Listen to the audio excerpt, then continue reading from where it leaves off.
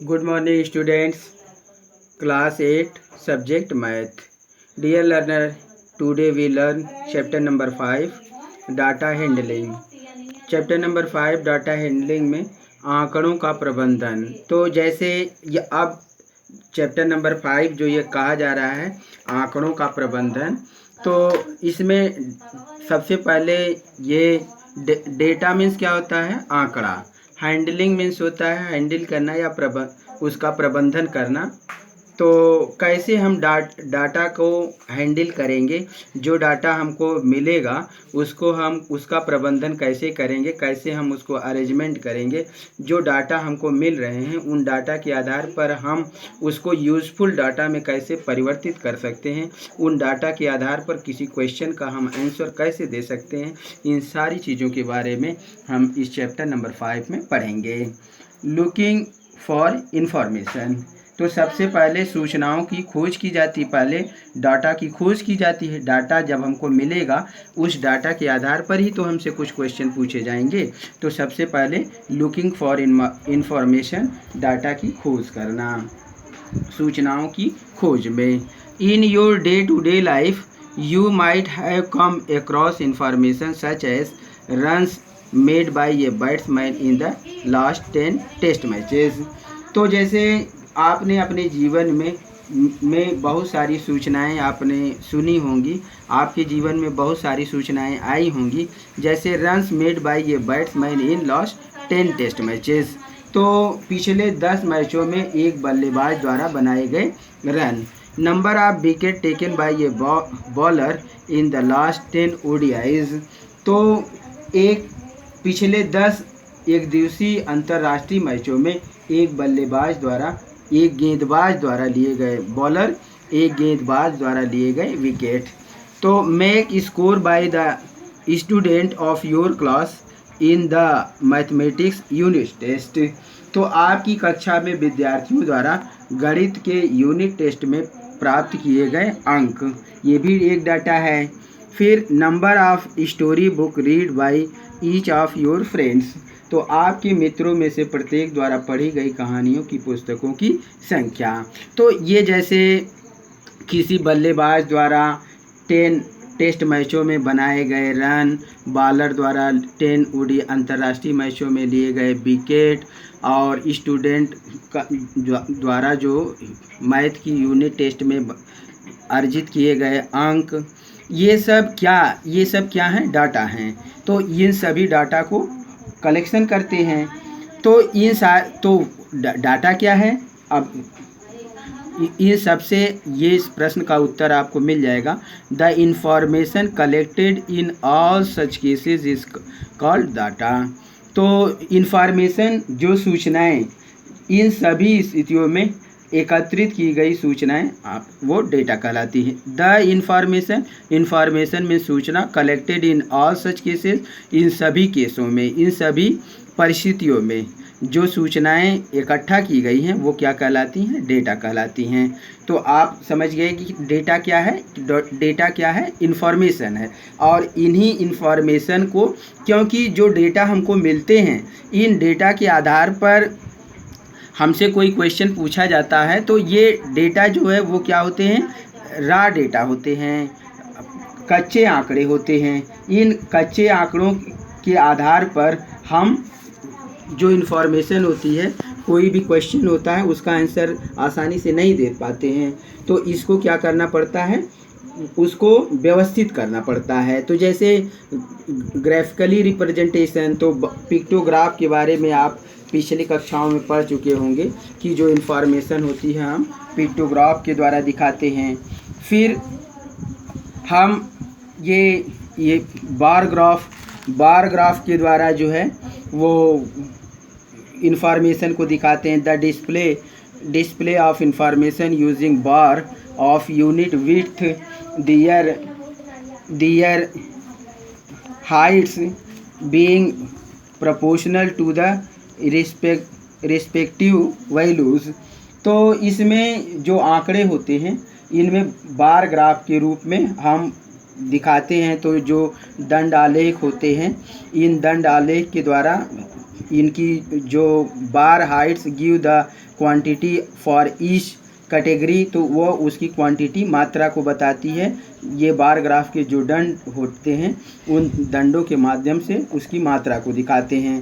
Double graph bar graph भी हम जब दो आंकड़े होते हैं तो इन इसे हम डबल बार ग्राफ के द्वारा, ये bar graph showing two set of data, तो जब दो सेट ऑफ डाटा रहता है और उसको हमको कंपैरिजन करना रहता है।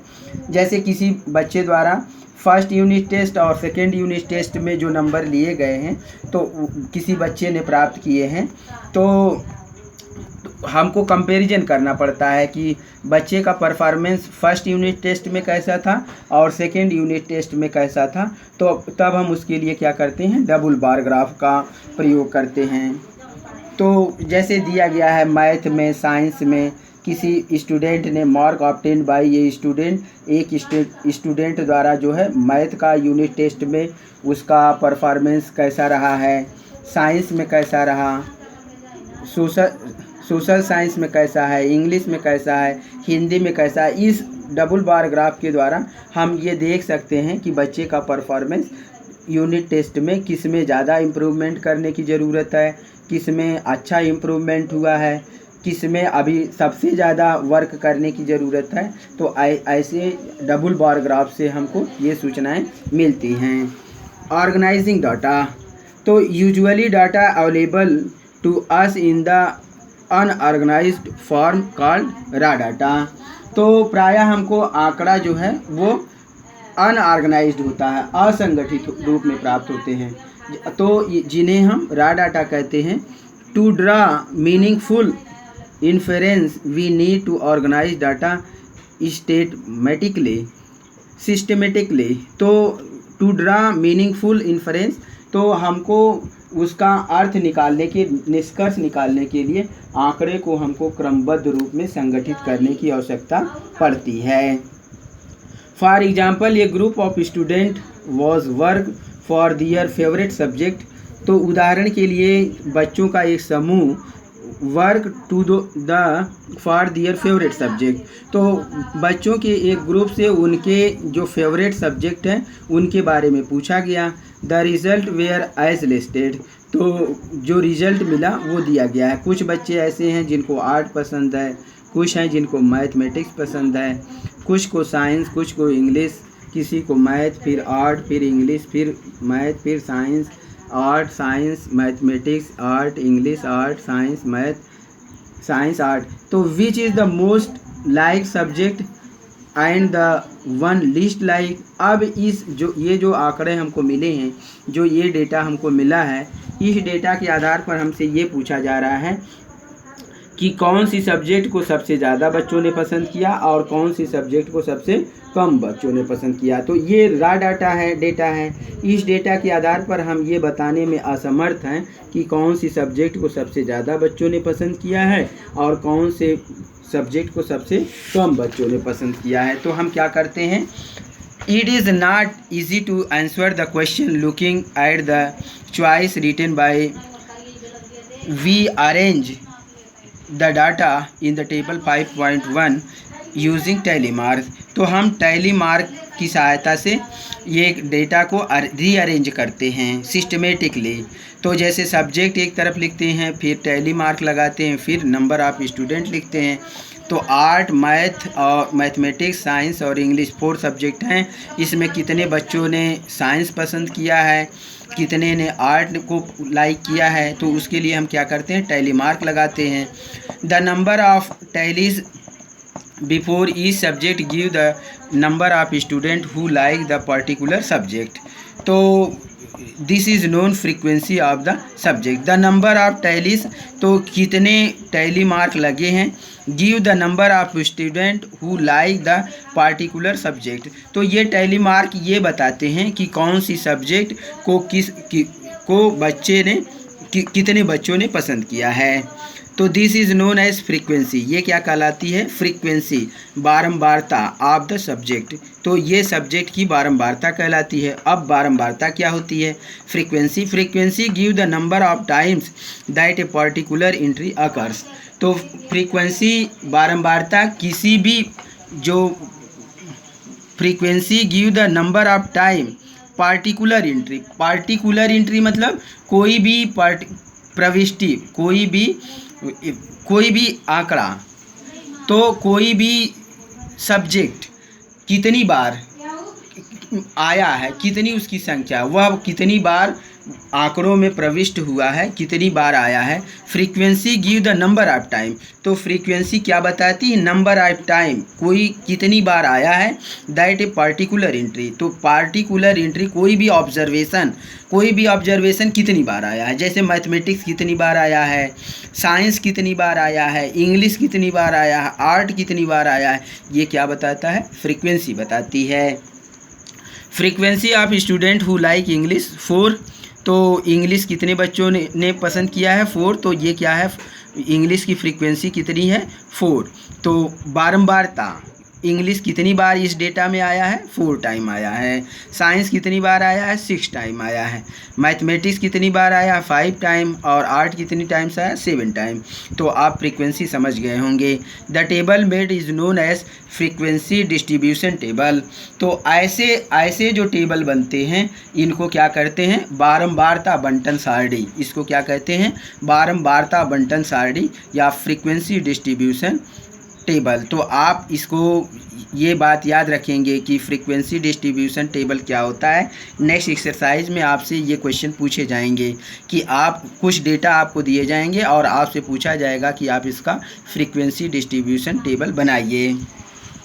ग्रुपिंग ऑफ डाटा मतलब डाटा का वर्गीकरण करना। तो देखिए कभी कभी ऐसा होता है, the data regarding choice of subject showed occurrence of each of entry several times. For example, art is like 7 times student, mathematics is like 5 times student, and so on.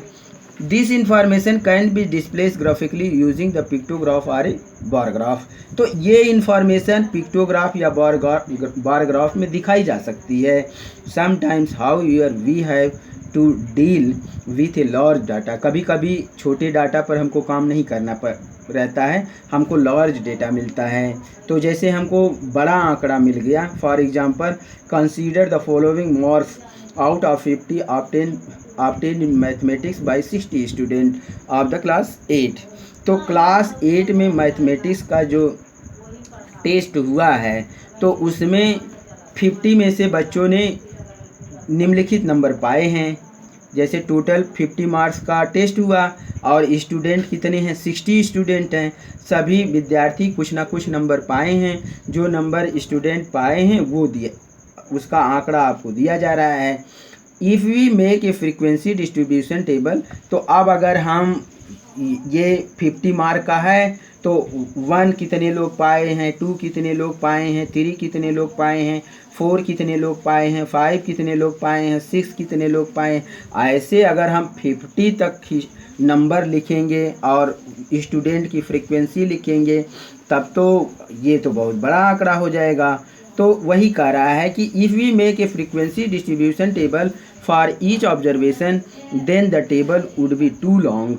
तो हमारा टेबल एक पेज में हो सकता आए भी ना, 1 से लेके 50 तक हम नंबर कैसे एक पेज में लिख पाएंगे, और उसका फ्रीक्वेंसी कैसे लिख पाएंगे, टैली मार्क्स कैसे बनाएंगे। तो ये थोड़ा टिपिकल कार्य हो जाएगा, नहीं कर पाएंगे ऐसे।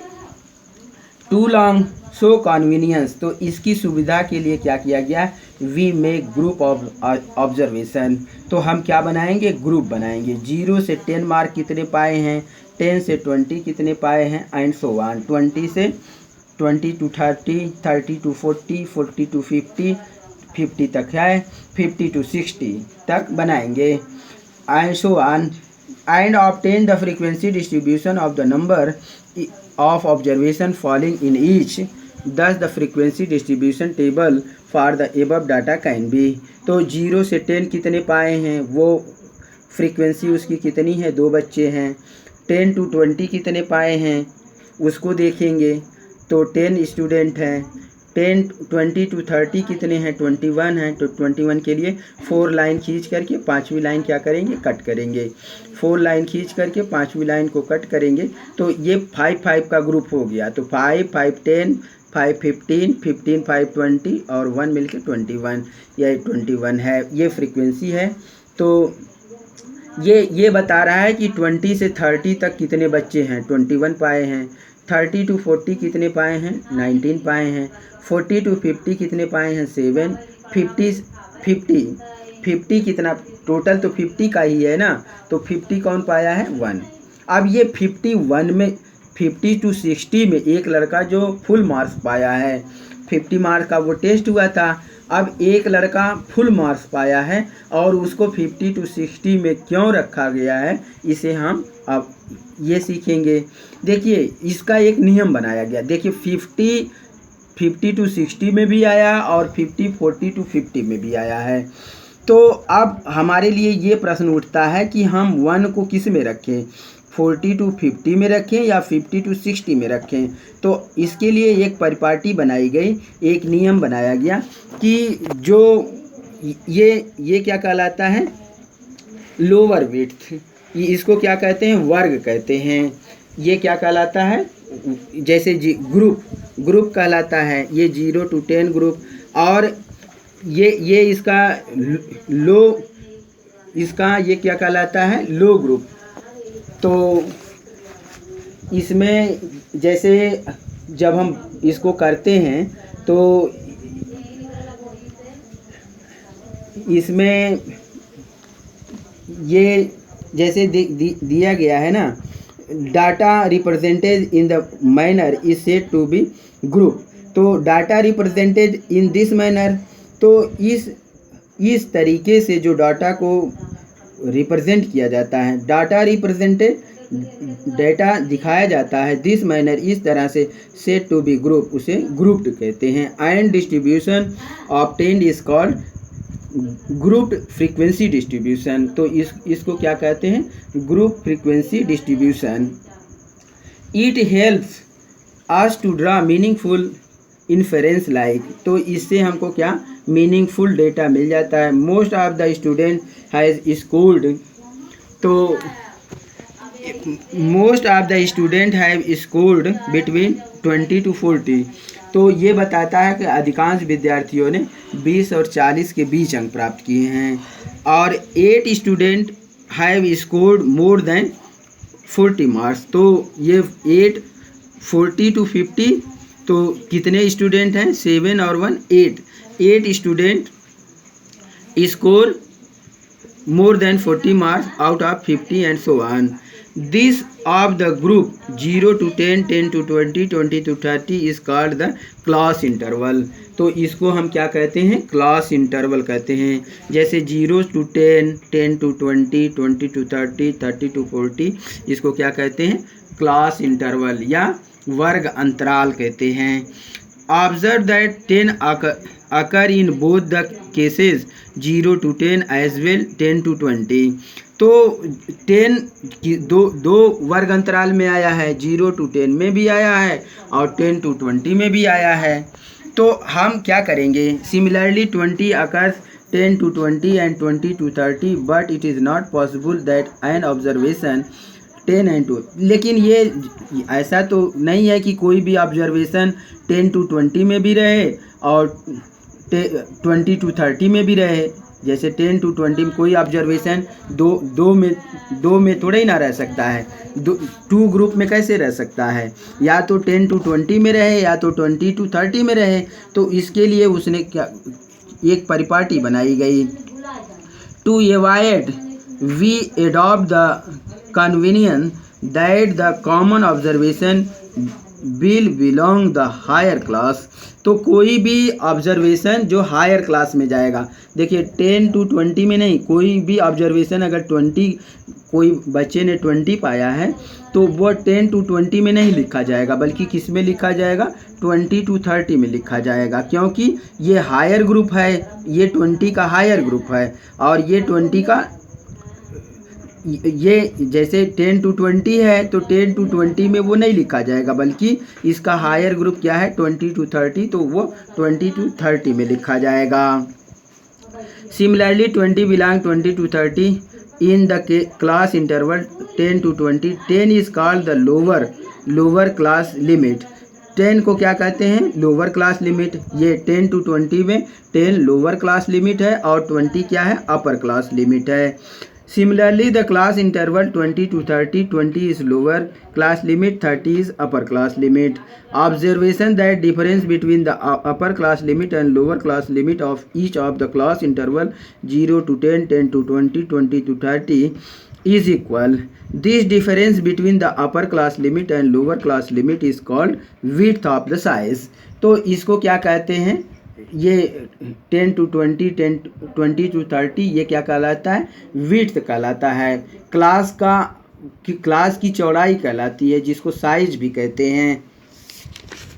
फिर अब इसमें जो क्वेश्चन पूछे गए हैं इनका आंसर आप दे सकते हैं। बार विथ डिफरेंस, तो फिर अलग अलग वो बार ग्राफ आपको बताए गए हैं। फिर क्या, जैसे ये ग्रुप ये जैसे इसको क्या कहते हैं? Grouped frequency distribution. तो जब आपसे पूछा जाएगा कि फ्रीक्वेंसी डिस्ट्रीब्यूशन टेबल आप बनाइए या ग्रुप फ्रीक्वेंसी डिस्ट्रीब्यूशन, जब ग्रुप फ्रीक्वेंसी डिस्ट्रीब्यूशन टेबल बनाने की बात कही जाएगी तब आप ऐसे बनाएंगे। जब आपसे फ्रीक्वेंसी डिस्ट्रीब्यूशन टेबल बनाने की बात कही जाएगी तब आप ऐसे बनाएंगे। और जब आपसे हिस्टोग्राम बनाने की बात कही जाएगी तो आप इस ऐसे बनाएंगे। हिस्टोग्राम क्या होता है? देखिए, कह रहा है बार विद डिफरेंस।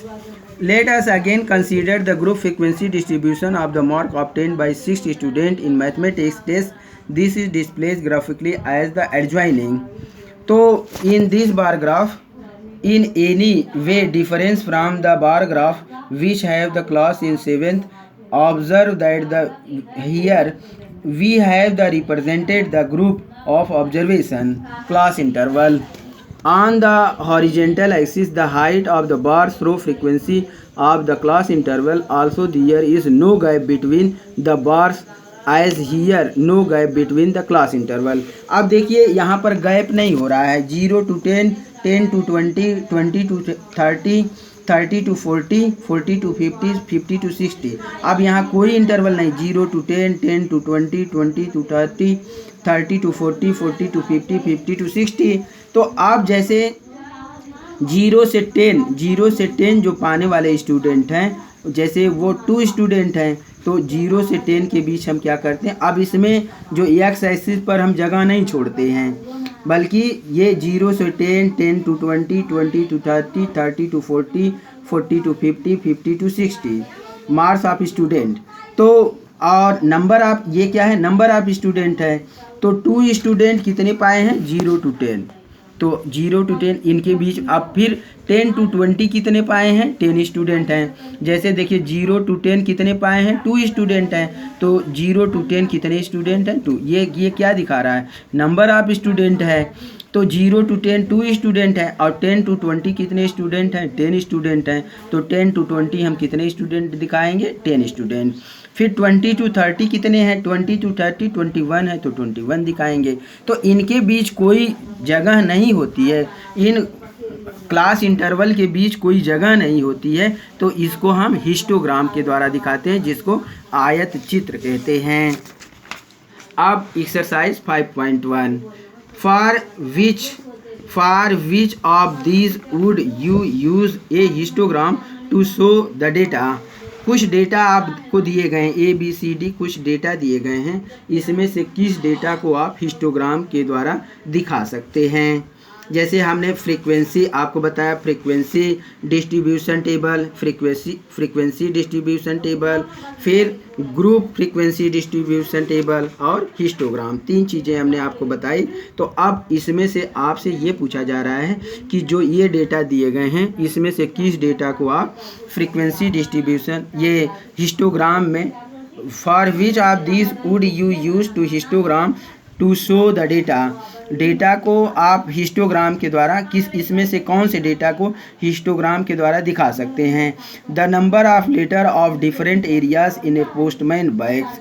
तो जो पोस्टमैन के बैग में डिफरेंट एरिया के जो पत्र हैं, जो लेटर हैं, क्या आप इनको हिस्टोग्राम के द्वारा दिखा सकते हैं? तो नहीं, आप डिफरेंट एरिया के जो पत्र हैं इनको हिस्टोग्राम के द्वारा नहीं दिखा सकते हैं। The height of competition in the athletics meet. तो खेल कूद की प्रतियोगिता में प्रत्याशियों की ऊंचाइयां जो हैं, the height of competitors in the athletics meet. तो जो एथलेटिक्स हैं, जो प्रत्याशी हैं खेल कूद में प्रतियोगिता में जो प्रतियोगी हैं, उनकी ऊंचाई को आप हिस्टोग्राम के द्वारा दिखा सकते हैं। तो दिखा सकते हैं, ग्रुप बना लीजिए, जैसे कितने बच्चे जैसे 15 to 20 हैं, 15 to 20 से सेंटीमीटर हैं, कितने 20 to 30 सेंटीमीटर हैं, 10 to 20, 20 to 30, 30 to 40, ऐसे जैसे आप एक आंकड़ा बना करके आप इसको हिस्टोग्राम के द्वारा दिखा सकते हैं। The number of cassettes produce by 5 companies. तो 5 कंपनियों द्वारा जो कैसेट हैं उनको दिखाना है। The number of passenger boarding trains from 7 AM to 7 PM station. तो किसी स्टेशन पर प्रातः 7 बजे से सायं 7 बजे तक रेलगाड़ियों से जाने वाले यात्रियों की जो संख्या है उसको दिखाना है। तो क्या आप इसको हिस्टोग्राम से दिखा सकते हैं? तो आप इसको बताएंगे। नेक्स्ट है the shoppers who come to the departmental store are marked as man M, women W, boy B और girl G। The following list give the shoppers who came during the first hour in the morning.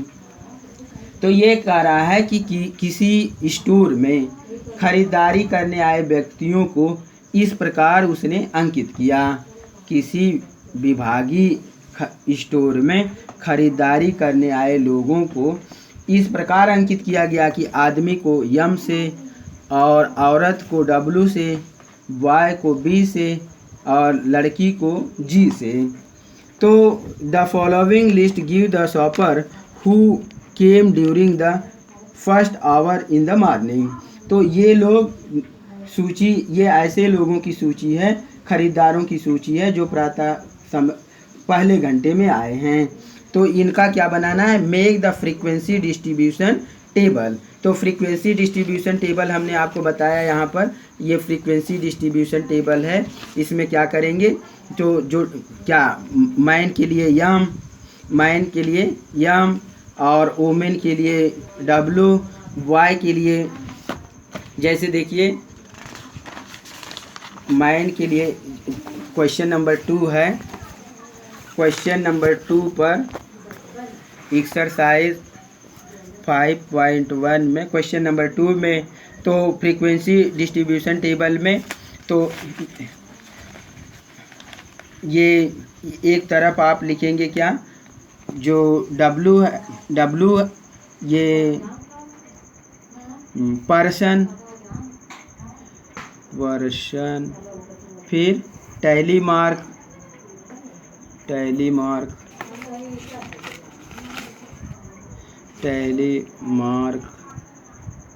फिर आप लिखेंगे frequency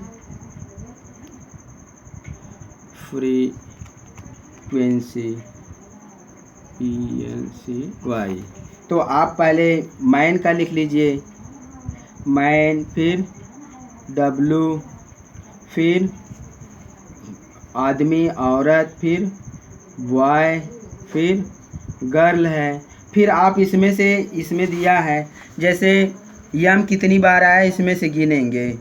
तो यम जितनी बार आया है वो यहाँ पर आप उसकी फ्रीक्वेंसी लिखेंगे, डब्ल्यू जितनी बार आया उसकी फ्रीक्वेंसी लिखेंगे, बी जितनी बार आया उसकी फ्रीक्वेंसी लिखेंगे कितनी बार है, और जी कितनी बार आया उसकी फ्रीक्वेंसी लिखेंगे। फिर यहाँ टैली मार्क आप लगाएंगे। 4 लाइन खींच करके 5th लाइन क्या करते हैं, कट करते हैं। ऐसे टैली मार्क आप बना लेंगे। फिर क्वेश्चन नंबर 3 है। क्वेश्चन नंबर 3 में कह रहा है द वीकली वेजेस।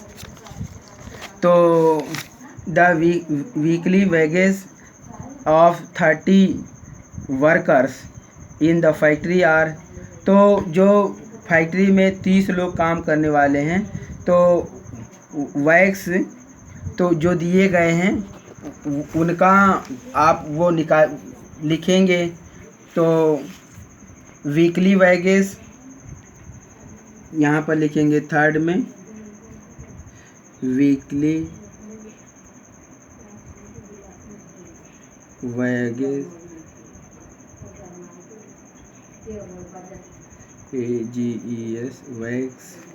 फिर टैली मार्क क्या बनाना है, using tally mark the frequency table. इसमें भी क्या बनाना है, टैली मार्क,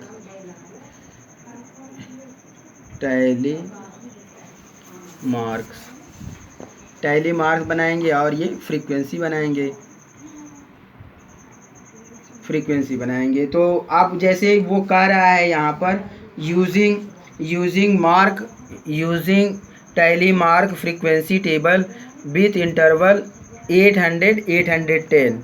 तो ये इसको ग्रुप आप लिख सकते हैं। ग्रुप यहाँ पर ऐसे भी लिख सकते हैं, ग्रुप GROUP ग्रुप कितने कितने का बनाएंगे। ये क्या होता है, ये तो ग्रुप ही होता है ना। तो ये कितने का ग्रुप बनाएंगे, 800, 810, फिर 810 से 820, 820 से 830। इसकी चौड़ाई, ग्रुप की विड्थ या ग्रुप की साइज़ क्या होगी, 10। तो 10 का डिफरेंस रहेगा। ऐसे ही आप बढ़ाते जाएंगे। और ये कितना है, मैक्सिमम इसमें कितना है, 885 तक, 885 तक। तो आप 900 तक बना लीजिए। 830, 840, 850, 860, 860 नहीं, ये देखिए 30 से 40 और ये 40 से, जो इसका यहाँ रहेगा वही यहाँ पर लिखेंगे, 40 to 50 लिखेंगे। फिर 850 से 860 और 860 से 870 और 870 से 880 और 880 से 890। ऐसे आप ग्रुप बना लेंगे। फिर फ्रीक्वेंसी लिखेंगे कितनी बार आया है, 810 से लेके 820 तक। जैसे 820 का रहेगा तो 820 इसमें लिखा जाएगा, और 819 तक, 810 से लेकर 819 तक के जो नंबर रहेंगे वो इसमें लिखे जाएंगे। कितनी बार आए हैं उनकी फ्रीक्वेंसी आपको लिखना रहेगा। फिर टैली मार्क्स बना देंगे। तो आशा करता हूं कि ये वीडियो आपको एक्सरसाइज 5.1 सॉल्व करने में मदद करेगा। तो प्रिय विद्यार्थियों, आप लोग एक्सरसाइज 5.1 के सभी क्वेश्चन सॉल्व करेंगे और नेक्स्ट चैप्टर के बारे में, circle, graph and pie chart के बारे में हम नेक्स्ट वीडियो में चर्चा करेंगे। Thank you, have a nice day.